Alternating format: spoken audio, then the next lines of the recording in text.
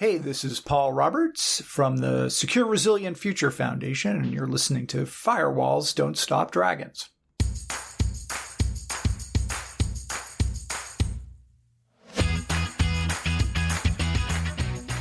Hello, everybody. Welcome back to Firewalls Don't Stop Dragons. I'm your host, Kerry Parker.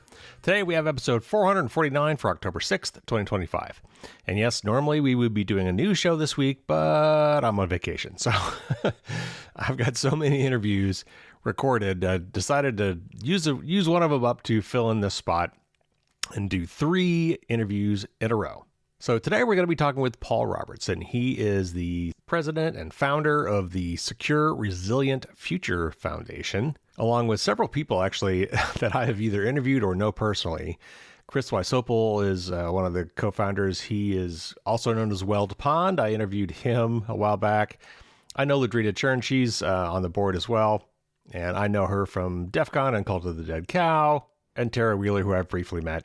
Anyway, I first learned about Paul when he was doing a virtual event earlier this year, March, I think, a panel discussion with Chris Wysopal and Stacey Higginbotham, and it was entitled Tech Time Bombs, and it was about the dangers of IoT devices that are no longer supported.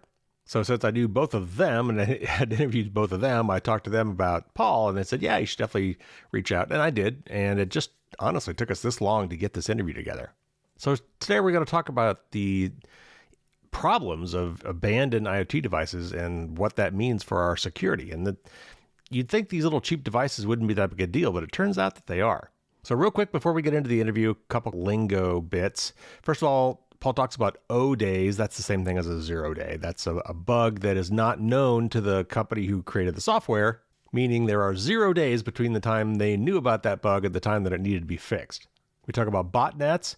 And this is a common thing with IoT devices because there's so many of them and the security is usually so bad that the bad guys find ways to co-opt or hack a lot of these devices. And when I say a lot, I mean often hundreds, if not thousands of these devices to bend to their will and to do nefarious things and to act as proxies for them so that when the investigation starts and they said, oh, it's coming from this house over here, you knock on the door and they're like, I don't know what you're talking about, because it was a hacked device. Then they didn't even know their devices were hacked. We talk about the PIRG, and that is PIRG, or Public Interest Research Group. We talk about CVE, which is the Common Vulnerabilities and Exposures Database. Today, we have a nice centralized database for when software bugs are found. We've got a nice place to register them so that when we talk about them, everyone's talking about the exact same thing. And finally, we do talk about the DMCA briefly, or the Digital Millennium Copyright Act. And this is the law that basically makes it illegal to try to reverse engineer or remove restrictions on a device, which we will argue today is not a good thing, certainly after devices have been abandoned. So, a lot of really interesting stuff to talk about. Let's get to our interview with Paul Roberts.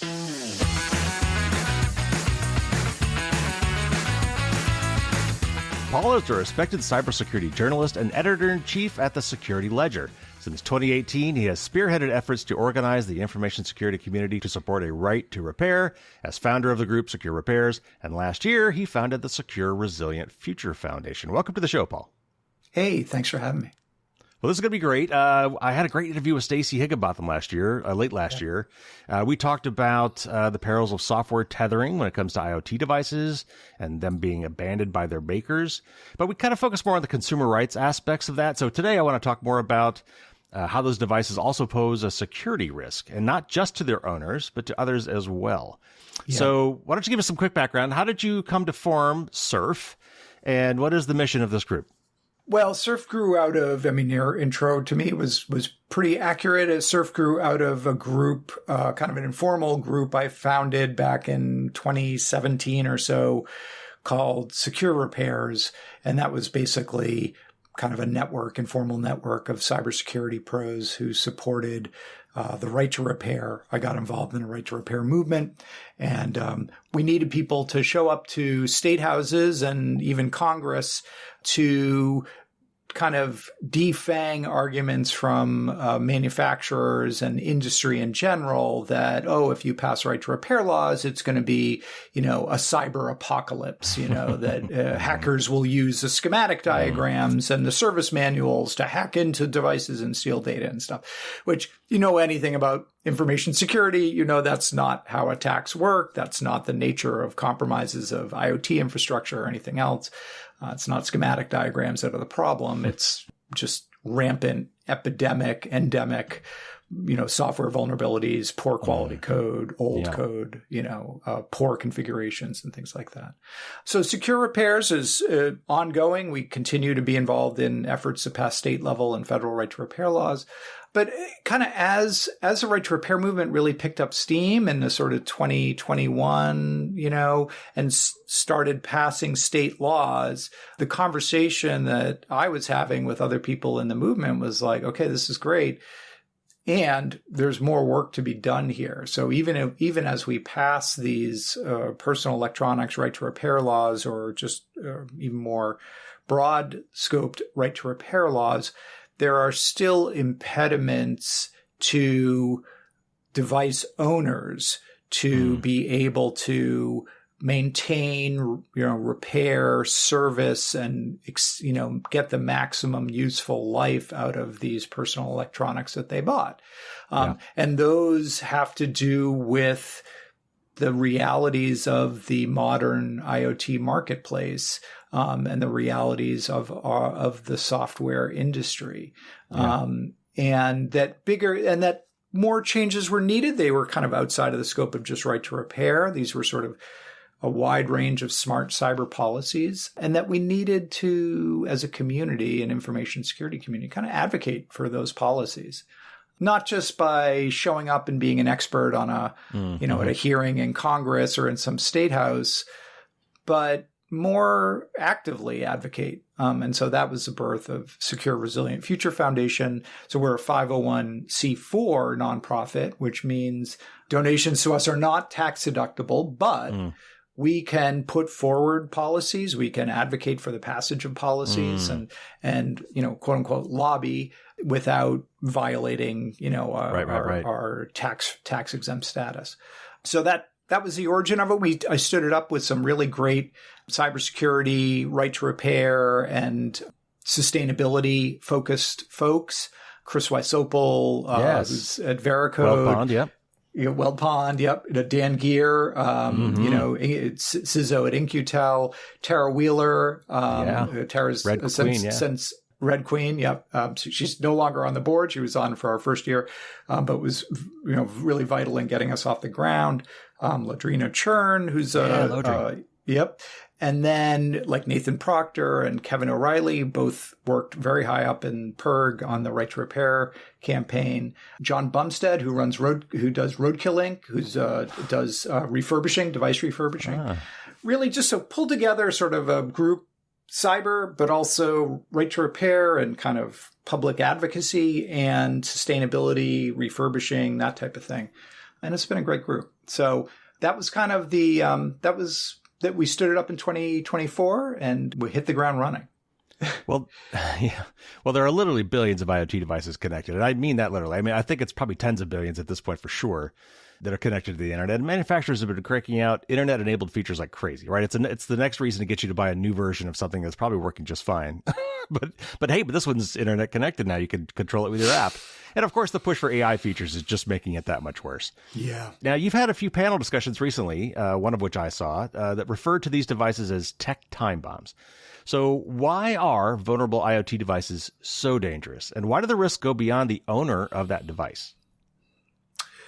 Yeah, that's a really good question. So tech time bombs is, I think, an apt way of describing the IoT ecosystem. And the issue is that internet connected devices, personal electronics, home broadband routers, smart television sets, web cameras, home appliances, smart refrigerators, and things like that are basically endpoints, right? They are, they run operating systems, Linux or usually some version of Linux. They've got IP addresses. They've got the ability to store data and transmit data and so on. And yet they are not managed in that way. So they are managed more in the same way that you managed your rotary dial telephone, right? Which is, you stick it there on the end table and it works. And so you don't really mess with it for decades and decades and decades. And yet the problem is that, and manufacturers kind of treat them that way and the owners kind of treat them that way. The problem is that over time, of course, as we know, software that isn't updated brings vulnerabilities that are exploitable, sometimes remotely exploitable, that malicious actors, whether those are cyber criminals or state-sponsored crews doing espionage or, kind of laying the groundwork for disruptive attacks, can assemble botnets of thousands, tens of thousands, millions of devices and use them for any number of purposes, from distributed denial of service attacks to password spraying attacks to data exfiltration, you name it. And they are, and what we see in the last five years or so is that these types of devices are high on their list of groups like Volt Typhoon, the Chinese APT group, as well as ransomware groups. They are discovering them online. If they contain known vulnerabilities or even O-Day vulnerabilities that the attacker knows about, but maybe the manufacturer doesn't. They're targeting them. They're getting access to them, administrative access, installing malware, and then using them to further other attacks. People like the researchers at Black Lotus Labs have shown how, for example, end-of-life unsupported broadband routers have been used in things like the KV botnet for attacks on telecommunications infrastructure. And that's because they're end of life. They haven't received software updates in who knows how long, months, years. They've got remotely exploitable vulnerabilities that allows the Salt Typhoon, Volt Typhoon folks to gain control of them and then use them for, let's say, password spraying. So they want to get access to some asset on the IT network of a prominent, North American military vendor or telecommunications network or water infrastructure provider. Doing password spraying attacks from a bunch of endpoints in China or Russia is going to set off red flags. Doing them from a bunch of residential homes in, Tennessee or Missouri, that's not going to set off alarms. And so they further those types of campaigns. So it's one of these things. This is kind of why this is sort of the use case for regulations, right? Which is when you look at something like a broadband router, right? This is something where the security of this device is actually incredibly important and impacts public health and safety, right? Because if that Chinese APT group takes down water infrastructure, people are going to be feeling that very much and and immediately. And yet when you look at specifically who owns responsibility for that device and who is invested in the security and integrity of that device, the ball drops between the outfielders, right? So the manufacturer is like, well, that's an end-of-life device. We don't support that anymore. Not our problem. The owner of the device is like, well, okay, the Chinese are on my broadband router. Too bad, but Netflix still works. And so I'm cool. That's cool with me, right? I don't need to, right? And then the ISP is like, oh, yeah, it looks like the Chinese have owned a bunch of these broadband routers. Oh, well, doesn't disrupt our network. It's not, these password spraying attacks are not disruptive to us. And so why do we care? Whatever. We've got millions of these broadband routers. A few thousands or tens of thousands of them happen to be compromised, but that doesn't really, that isn't material for us. So the ball's dropping between those outfielders. And yet for us in the public, there is a huge consequence to those things and that's why you need, I would say smart regulation that just makes it clear. Hey, ISP, this is your responsibility, right? To maintain the security of these devices. And if they're end of life and unsupportable, to remove them and not impose a cost on your customer for doing that, right? This is just the cost of owning infrastructure, critical infrastructure, and profiting from it. And in fact, Secure Resilient Future Foundation back in March introduced model legislation with Stacey Higginbotham and Consumer Reports, as well as PIRG and the Center for Democracy and Technology, setting up kind of rules around disclosure for end of life. And part of that was a provision that would require internet service providers that either sell or lease hardware to their customers to remove end-of-life devices and replace them at no cost to consumers. So it would just clarify that ownership thing. You could also, put the onus on the OEM. It makes more sense on the ISP because they know where these things are deployed. They're actively managing them. They can see them. But I would argue that if we were to pass a law with a provision like that, it would create market forces that would have broadly beneficial effects. So if ISPs suddenly were responsible for replacing end-of-life broadband router hardware, what are they going to do? Well, they're going to turn to the manufacturers and be like, hey, dudes, you better support the software for another 5 years because we're going to have to replace it when it's done. And, this 5-year support life cycle, that's not going to cut it for us. Or give us patches and let us patch and update these things for as long as they're deployed. And then we'll buy your stuff. Right. Yeah. And my guess is OEM would be like, okay, sure. But right now, again, no consequences or there's no downside to a short-lived device. There's no downside to having a insecure, vulnerable device deployed ad infinitum. Right. Right. It's just not an issue that anybody is paying that much attention to, except, cybersecurity journalists and independent security researchers who have been, banging on the table at events like DEF CON and B-Sides and, for decades about this stuff. And we will definitely circle back to some of the liability and some of the remedies that we're talking about here. But I think it's important just for the audience to understand that you mentioned, for example, the router that still works with your Netflix.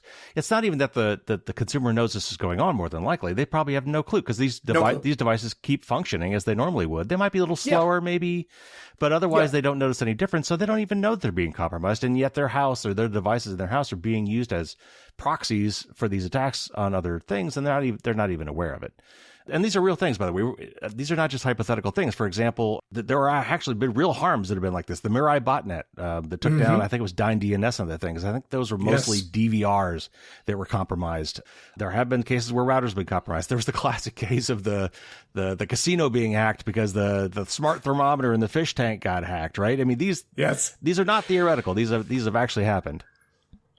And if I recall, the original Mirai is still out there. It's still it's open source, and there are many variations of Mirai these days. But originally, if I recall, it wasn't even technically a hack of the routers. If I recall, the default admin username and password were in the documentation that was publicly accessible on the internet. So, like, the hackers literally just found the user's manual and the default username and password, did a search for those devices, and then logged into them. Like, okay, we're on. We got admin access. So that's technically hacking, but at the lowest possible level. So were there any repercussions in these cases, these real life cases? Were there any repercussions for the makers of those products? Was there really no real liability for the damage due to poor device security? And by the way, I think things might be different in Europe than they are here. Are liability laws around these kind of things different? I think Europe's been making some moves in that direction. They have. I mean, the short answer is no. There is not really any liability for vendors who distribute, vulnerable software or who cut off support for devices that subsequently get compromised and used in attacks. Even though the internet and the Internet of Things have exploded in the last 20 years to now be a global network of, as you said, billions of devices, there are, at least in the North America, very few examples of legislation that attempt to put up guardrails or set standards around that infrastructure.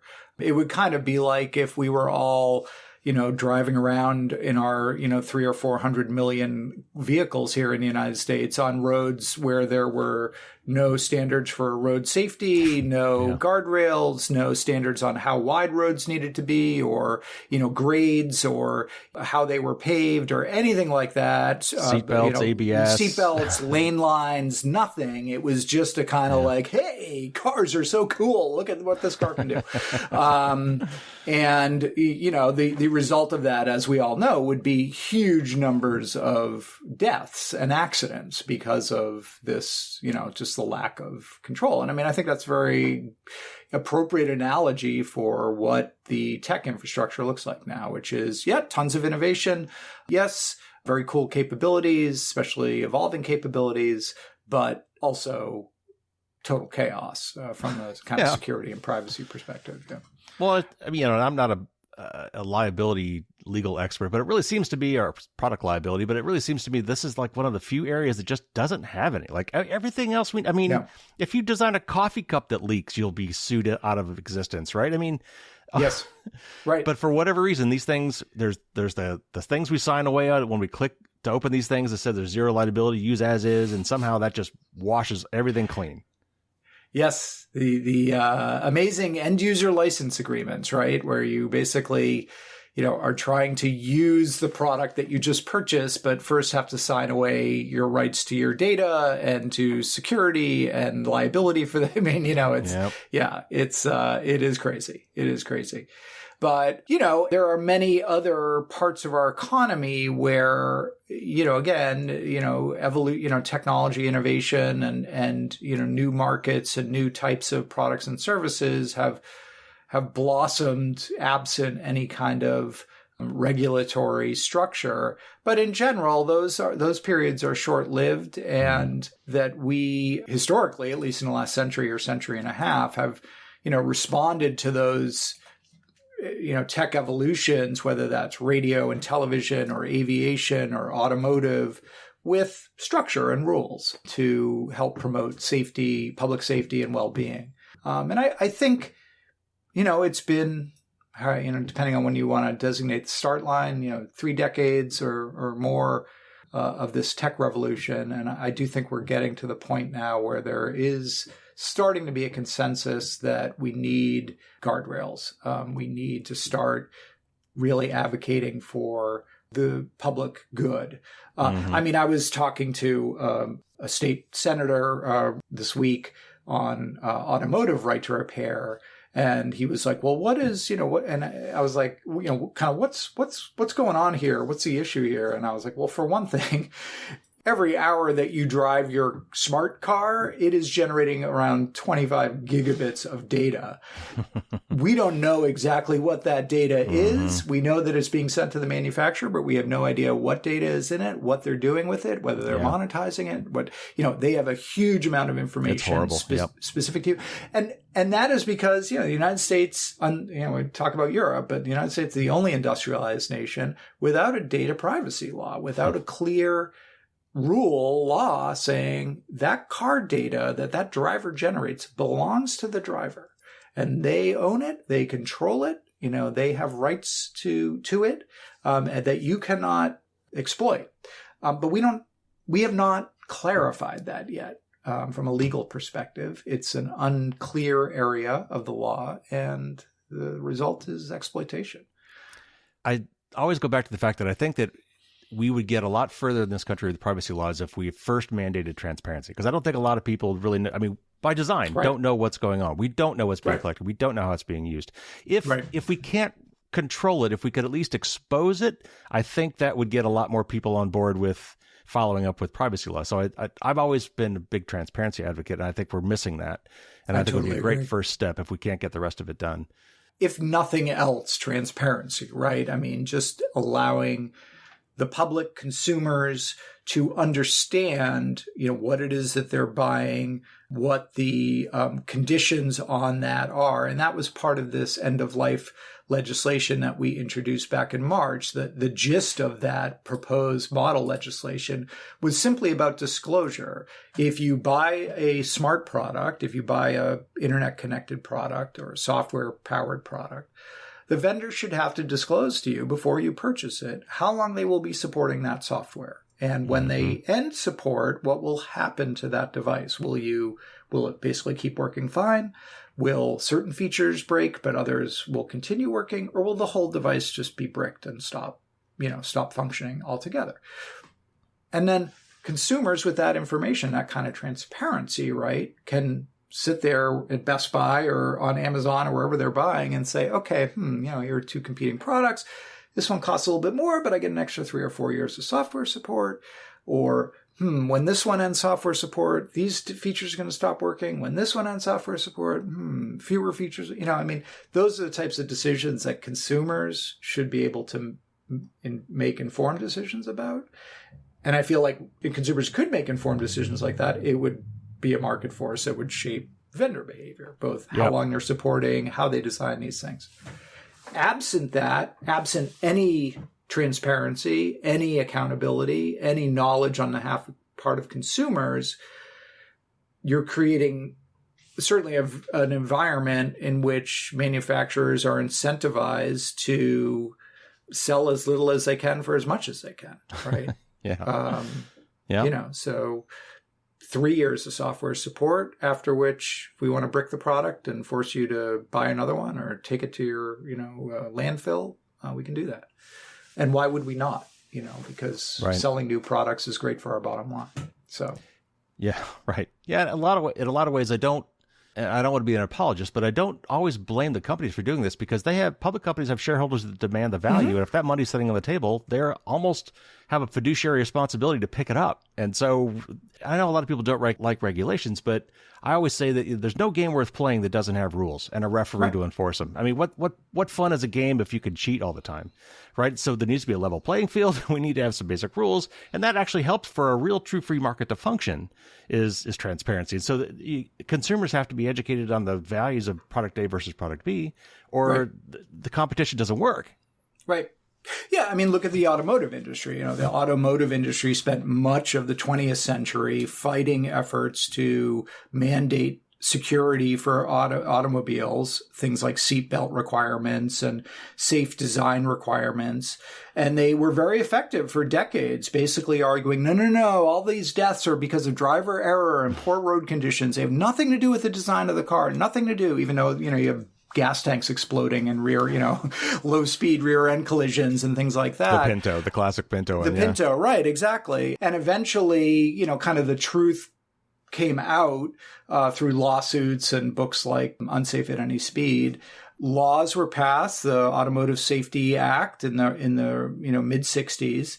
And within, 10 or 15 years, automakers not only have much safer vehicles, but actually are marketing and selling safety features like airbags and seat belts and crumple zones in their cars, right? Crash tests and making money off of it and also benefiting the public. So the rate of vehicle deaths in accidents is the same now as it was in the mid 60s.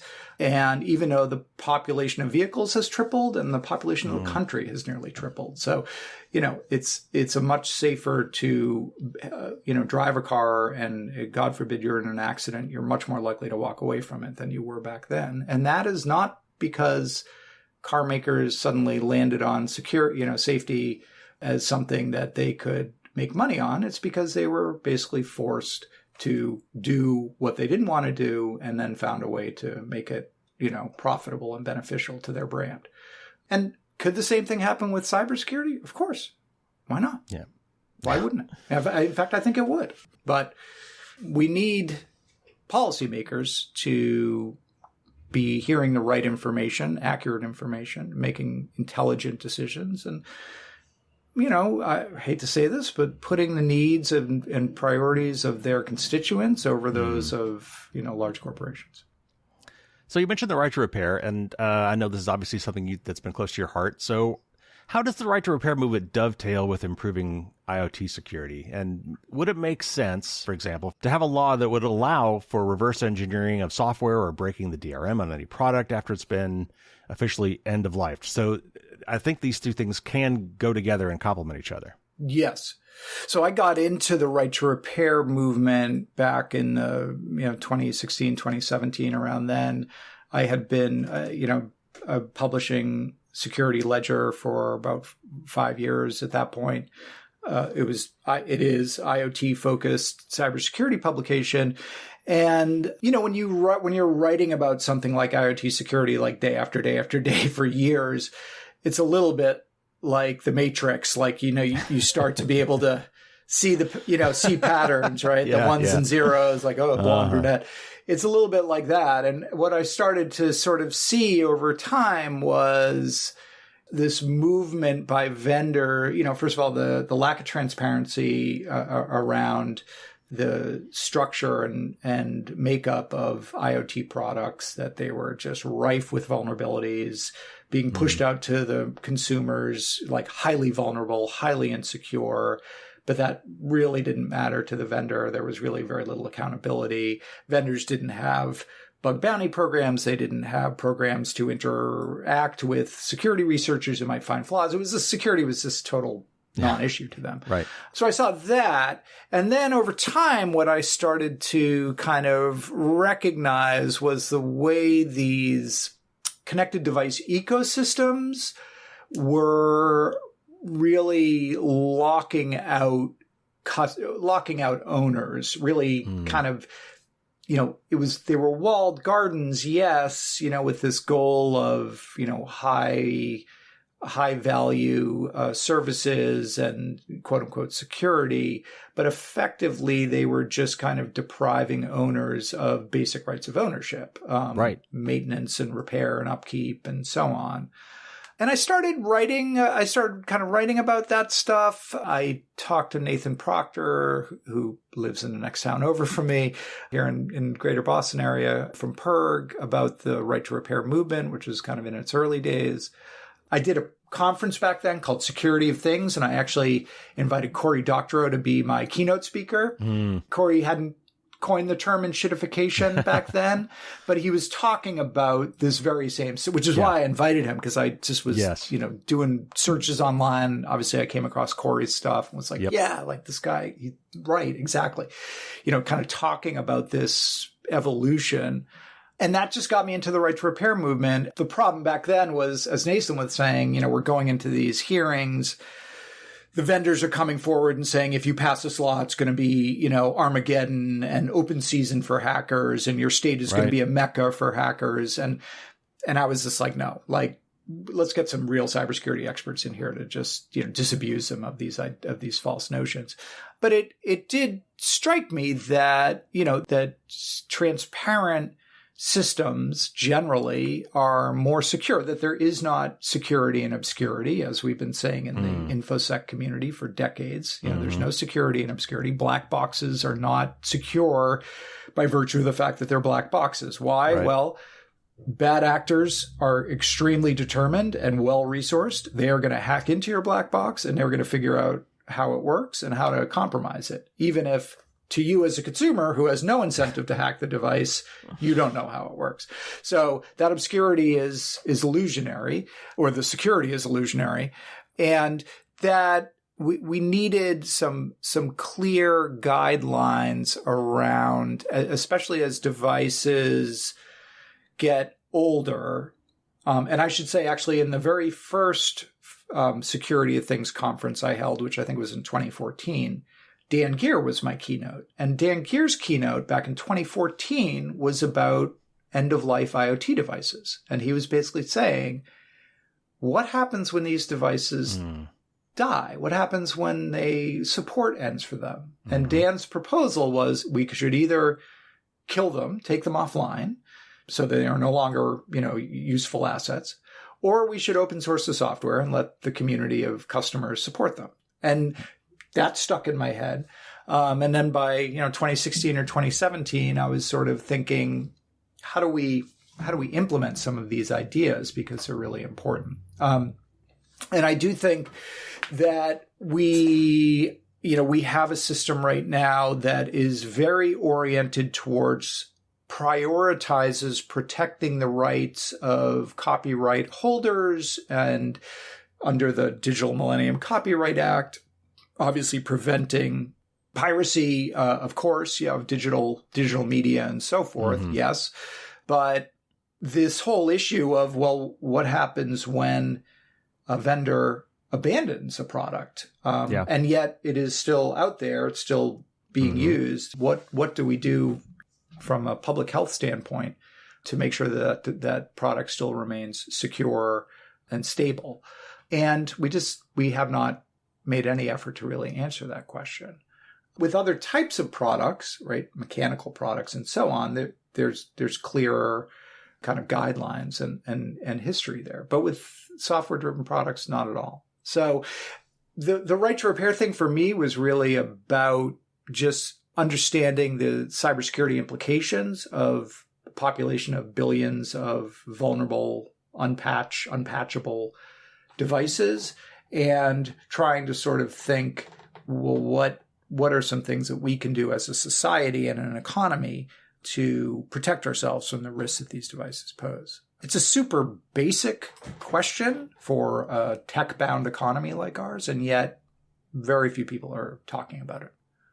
Well, yeah, and the question that always comes to mind is like, do I own this or not? And today, people think we're purchasing things. We're really licensing things. I mean, yes, not just our media, but a lot of times the devices we have. Because if you look carefully at the end user license agreements or whatever that you signed, the click wrap things that by opening this, you agree to, you don't really own it because you don't have control over it anymore. But we could debate that, and I have, but I would certainly think that once a company says, you know what, I'm done with this, I'm not supporting anymore, at that point, all bets should be off. At that point, it's mine. I'm not licensing anymore. I should be able to do whatever I want with it, including breaking any DRM that might require me to reverse engineer that device so that third parties could maybe give me software that I could reflash on that device. Mm-hmm. So it's not going to get up in any waste. And it's because, let's face it, most people, if they don't have the option, they're just going to keep using it until it dies, which means it's going to be horribly insecure, and it's going to be threatening all of us by continuing to live when it's not secure and abandoned.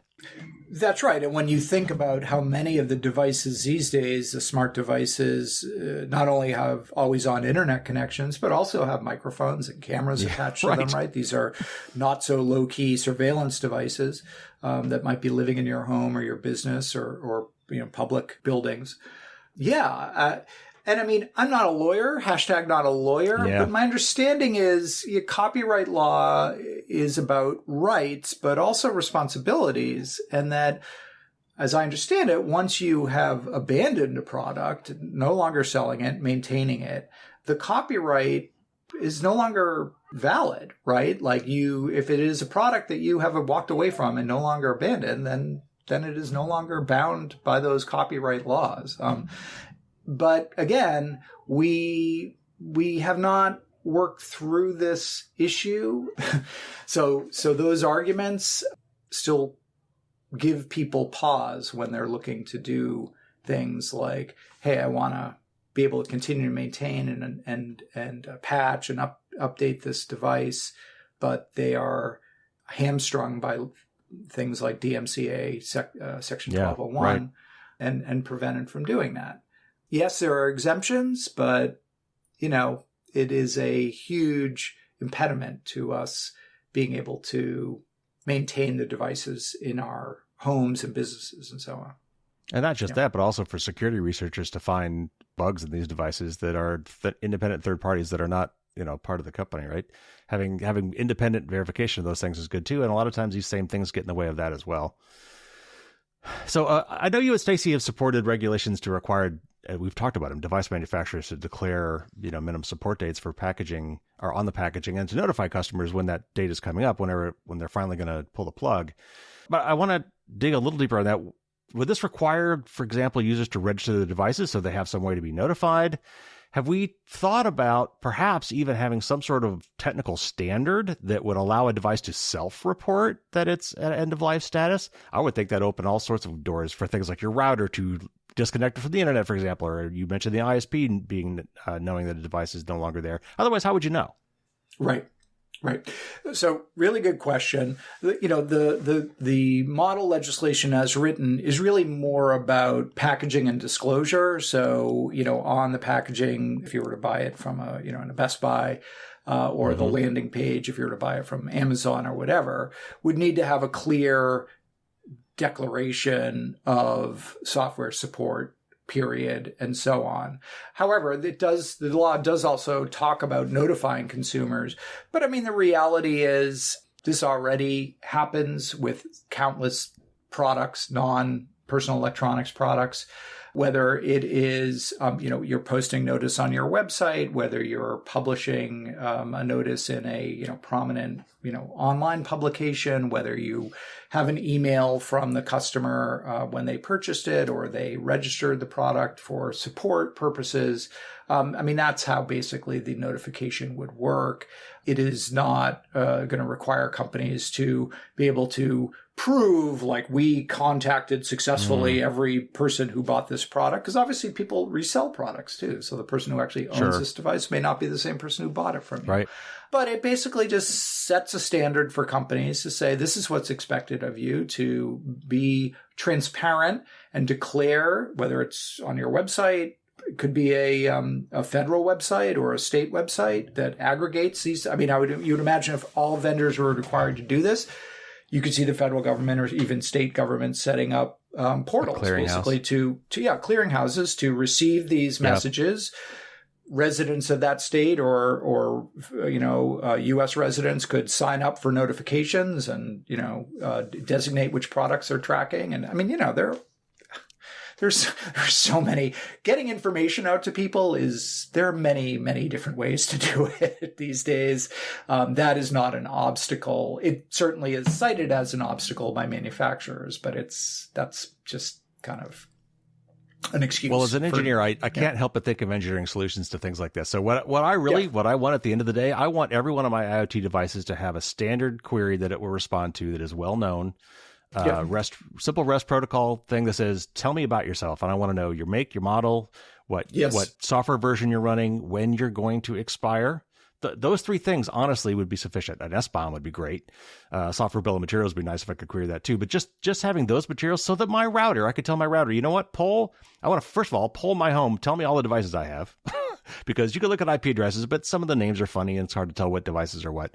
But I would love for my router to be able to send me a monthly report. Here's everything that's on your network. Here's what's running. Here's the stuff that's behind schedule in terms of software updates. And here are the things that have been end of life. I would love that. And it seems here's what's new. Here's a new device. Here's what you added. Yes. And you can be like, or maybe one you didn't know that you added. Yeah, exactly. Like, that's not one of my... Right. Absolutely. Yes. Absolutely.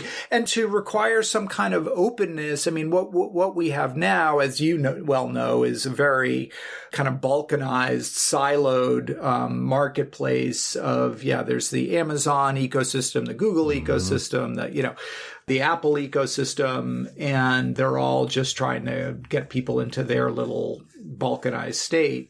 What we would do well with is the requirement for interoperability and compatibility.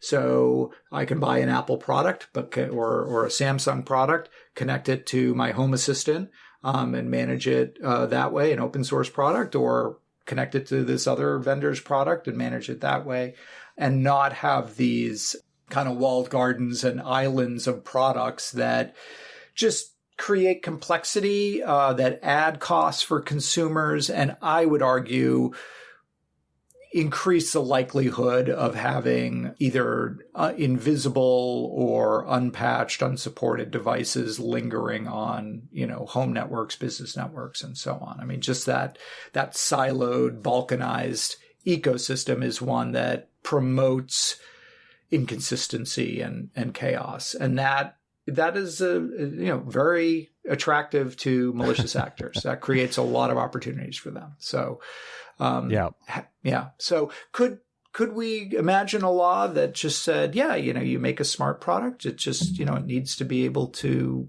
interoperate with other platforms.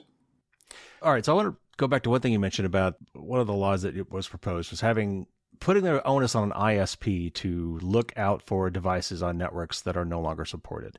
And a couple things. First of all, technically it seems weird to me because ISPs can only see to the router, right? And they can see different traffic coming out, but they'd have to be able to recognize the traffic is coming from a device, which might be difficult. But more deeply than that, which is, by the way, why I think a router is the best place for this. But do we want to give ISPs that kind of power to say, okay, I don't like one of Carrie's devices, I'm not going to let that thing talk to the internet anymore? That seems like a little bit of a slippery slope and maybe sets a bad precedent. Who decides what's bad? Who decides what needs to be shut off? Is that... So the model legislation is specific to devices that the ISPs have sold or leased to their customers. Okay. Yeah.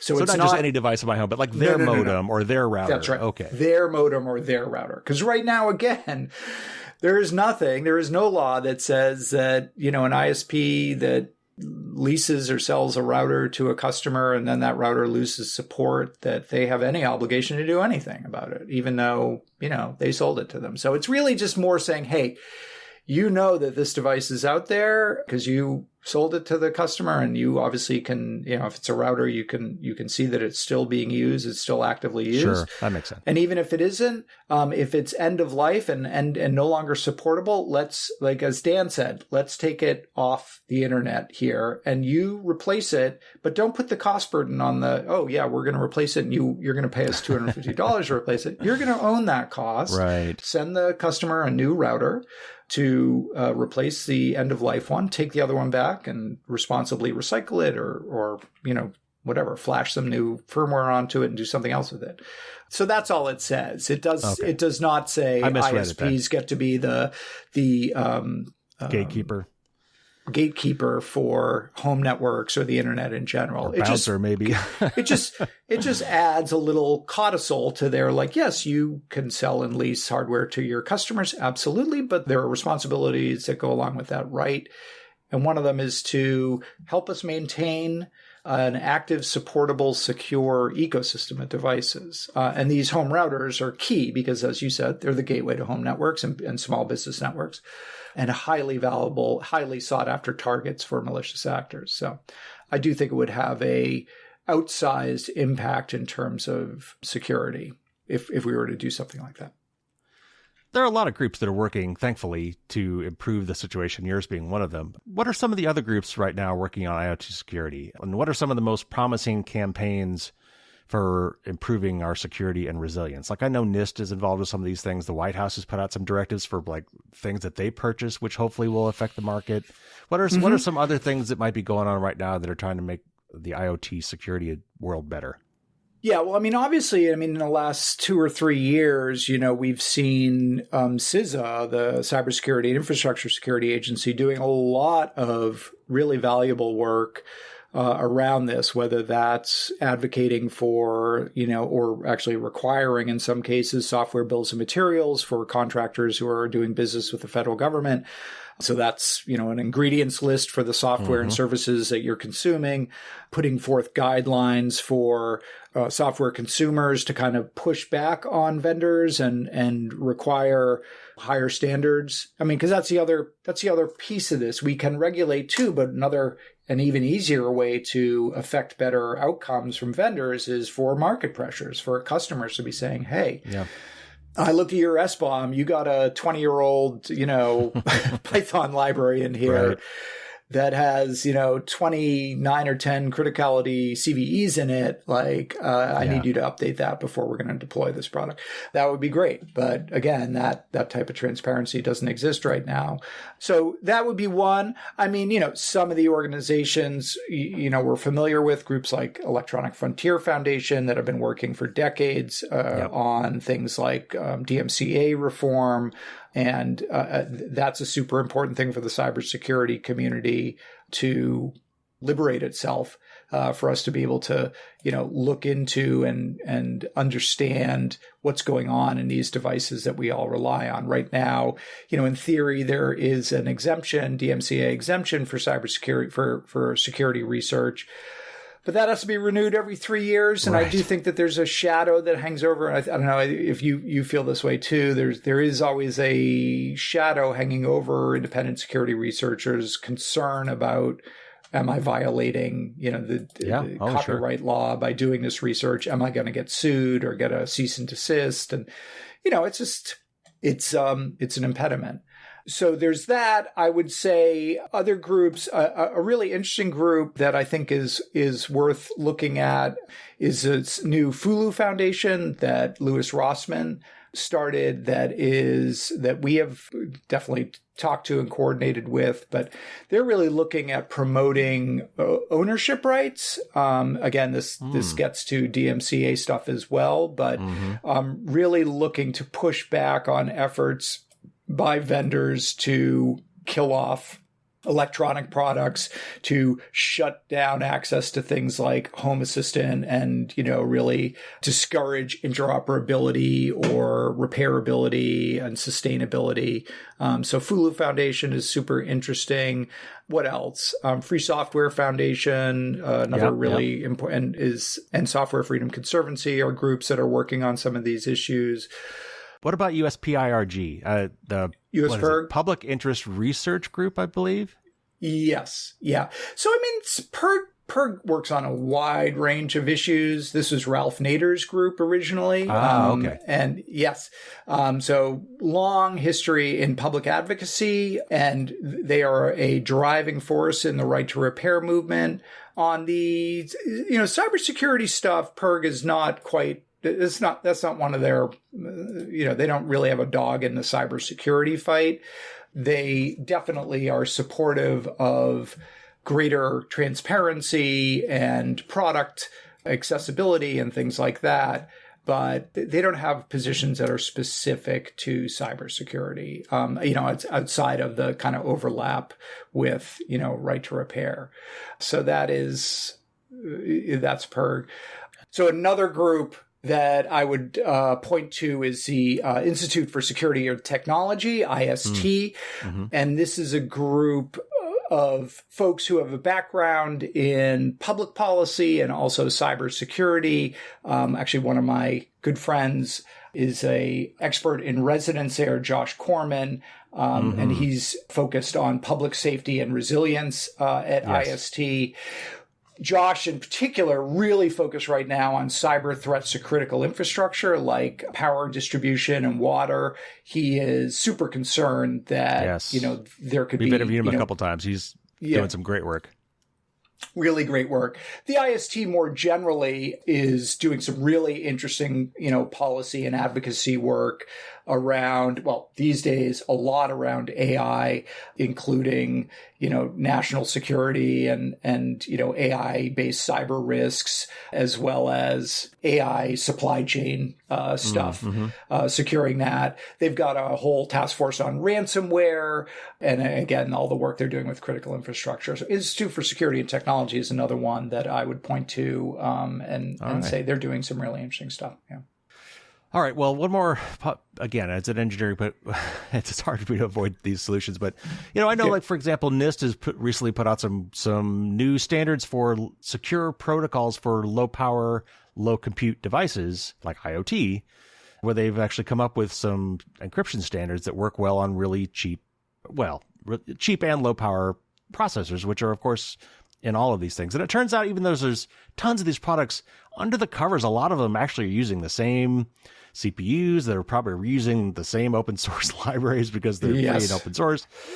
So should we be also thinking about maybe either, I don't know, from a government perspective or a public-private partnership kind of a thing, but coming up with some base designs that are free for everybody to use and copy and not licensed, that would allow all these really super cheap manufacturers to have secure chips that they could just buy for cheap, just make that part of the ESP32 or the Raspberry Pi or whatever that you're buying to power these things. And software libraries, software frameworks. Should we not be making sure that everybody has free access to those so that they could all just incorporate them without having to worry about it?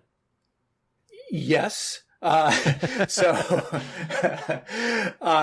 you raise a really good question. And I think that this publication is 800-232 or something like that. It just came out month. Yes, very recently. Yeah. Yep. And definitely worth checking out. Yeah. I mean, when you think about it, right, when you think about your own ecosystem of personal electronics and smart connected devices, right? Like, at the top of that are probably like, if you have Apple devices, your Apple devices, your iPhone or your MacBook, right? Like these are super well built devices, very securely designed. And as we know with our phone or our Apple Watch or our MacBook or our tablet or whatever, when software updates come out for those devices, they're pushed out very aggressively by Apple. They have a very low level of, non-compliant, unpatched devices relative to, Android or other device or Windows or whatever. So they've got a really very impressive and secure ecosystem.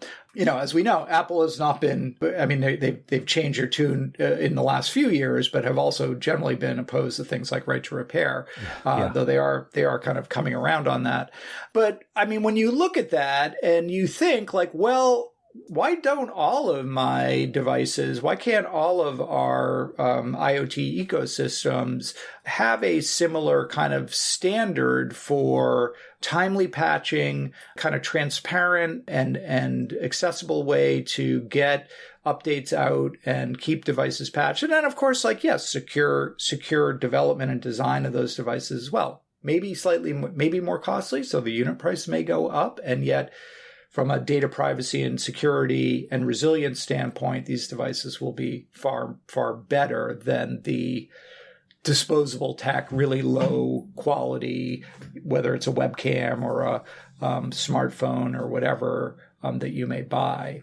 And I would say that if you were going to change the marketplace so Apple's been out there for a long time, and Apple is at the more expensive end of the market, and there are a lot of low cost, much less expensive alternatives to any Apple product, whether it's a smart home product or a personal electronic. And often security is part of what you're saying goodbye to with those lower cost products. And I think that the difference is that, again, we need to be focused on public health and welfare and safety.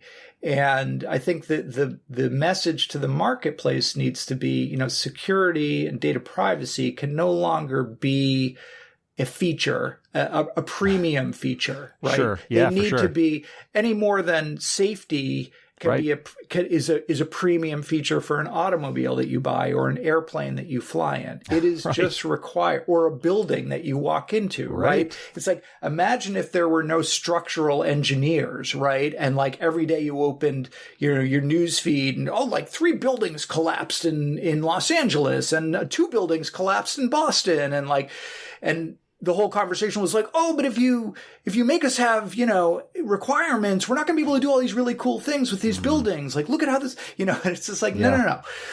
Really cool buildings out there, but they all have to meet design requirements. We need the same kind of approach to the stuff in our lives and our businesses, the stuff that runs our economy. And so I would sort of say, I mean, yes, NIST is great. NIST is a kind of foundational organization, and so many NIST standards are just incredibly influential and important. It does not have it has a carrot but not a stick, right? It is a huge resource for companies and organizations should they want to adopt NIST standards and adhere to NIST frameworks. If you're selling to the federal government, almost certainly you need to. If you're not really. And so what I would sort of say is NIST is part of the solution for sure. Industry-based, standards and oversight and management might be part of the standard as well, right? To monitor for security. But you need the sort of forcing function there. You need somebody who is standing up for the public and the public's interest and saying, if you're designing product X that is going to hold sensitive data, be deployed in a sensitive environment, have cameras and microphones that give them, the ability to surveil, be connected potentially to other sensitive products, then you have to meet these standards. If this is a kid's toy or a smart birthday card that you're selling that somebody's going to open, laugh at, and then throw away, Yeah, okay, maybe you don't need any standards. Right. But all these other things, how it is going to be deployed, what it's going to be deployed next to, what it can do once it's deployed, how long it's going to live, these are all things that we need to consider. And the more of those boxes that you're checking, the higher the security bar needs to be. My day job is working for a company called Reversing Labs that is in the threat intelligence and software supply chain security. So Reversing Labs Spectra program gives you those complex binary analysis, gives you very interesting insights into what is under the hood of closed source proprietary software binaries, whether those are security binaries or not. And I could just tell you, it's not pretty. That, when you're reading Shocking. About malicious state actors compromising ODAs in, networking equipment from major vendors or cloud-based servers and application servers, there is a steady supply of both known and ODA vulnerabilities in that software that are leaving all of our data and infrastructure vulnerable. And I guess I've just been writing about this, covering the space for 2 decades, and I'm ready for job change. Security. Job security for me. If not product security, it's job security. Right, exactly. But you want to see change. You want to see improvement. I think it's really clear what improvement looks like and how to achieve it. There have been so many people over the years, Dan Geer, Chris Wysopal, others pounding their fist in congressional hearings and so on. But at the end of the day, you just need to enact change. And that has proved impossible to date. But I do feel like maybe we're at a turning point and we're on the cusp of seeing opportunities arise for us to get meaningful change enacted, in which we look back on Colonial Pipeline compromise or the Volt Typhoon attacks against telecommunications infrastructure and water infrastructure in the same way that we look back on the Pinto and the exploding gas tank and say, those were dark days, and we're a lot better off now than we were back then. We've fixed that problem. I would like to think that we're gonna get there. All right. So last question before we go, and I always like to try to end on a little bit of hope, and maybe gives a little bit of homework to the audience. At the end of the day, what can we do as consumers, as citizens? How can we help? How can we manifest these things? How can we obviously vote?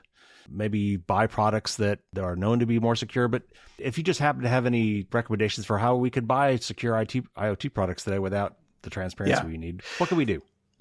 Well, I'm really interested to talk to your audience, because what I'll say, first of all, is, join the movement. So go to secure-resilient.org and sign up.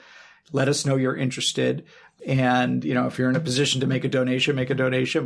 But even more important, let us know that you care about promoting smart cyber policies. And we've definitely got stuff for you to do, whether that's go to a hearing in your state and speak on behalf of, smart cyber policies. That's super important. Contribute your knowledge and expertise, what have you. Write into your legislator, come to an event that we might be having in your area. So that's one thing you can do, which is we are a grassroots group, and we're looking to organize the cyber community to affect change.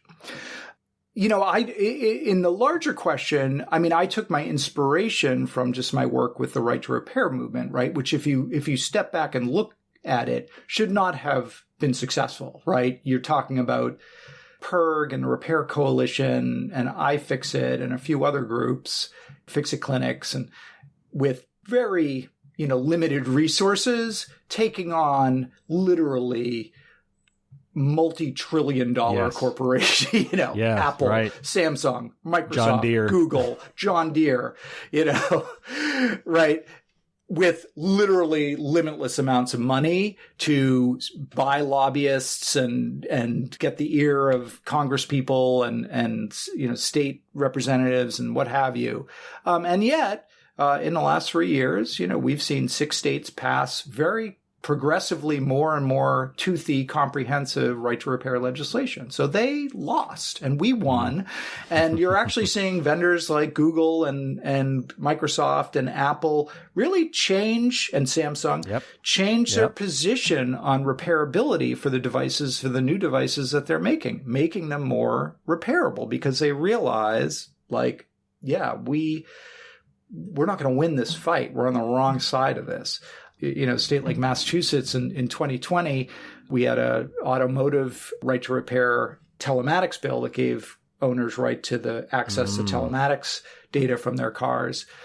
Auto industry spent like $30 million trying to kill that ballot measure, running all kinds of crazy, scary ads. And they lost at the polls like 74% to 26%, right? After spending more money than any other organization. Because it's just like, you are on the wrong side of this, guys. People support this.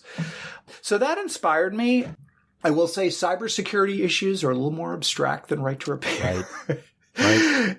And when you talk to a lot of people, they're just sort of like, well, you know, their eyes kind of glaze over. But what I would say is the cybersecurity community has been great at pointing out problems, pointing their finger at problems, banging on desks and saying, this is what we need to do.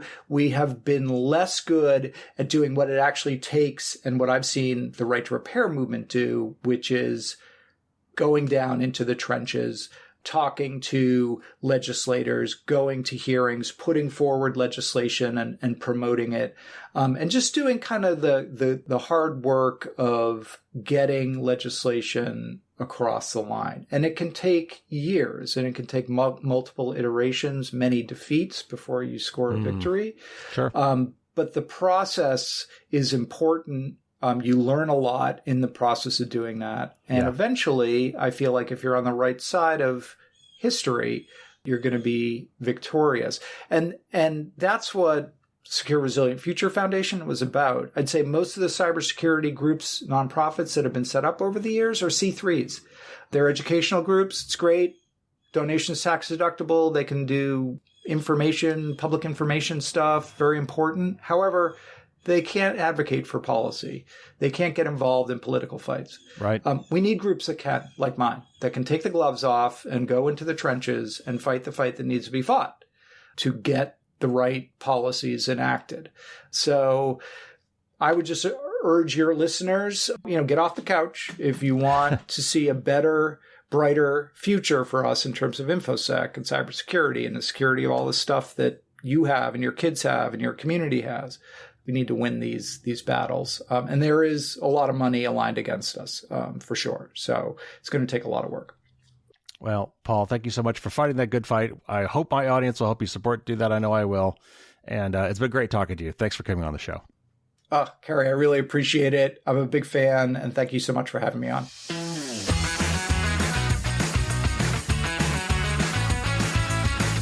All right, that's going to do it for today. It was great to talk to Paul. I hope to have him back in the future. It was a lot of fun talking with him. On Thursday, the patrons will get their usual bonus Q&A. In there, I talk a little bit about the early days of Paul when he was reporting on cybersecurity in the security ledger. I asked him what it's like to testify in front of Congress. He had a chance to talk about the right to repair with a really interesting panel. There's actually a link in the show notes if you'd like to check that out. And we talk about open source initiatives like this upcoming thing called Eurostack. So that will be the special bonus content for the patrons on Thursday morning as usual. Coming up, I've got a lot of great interviews. Next week, I'll air the interview with Jake Braun.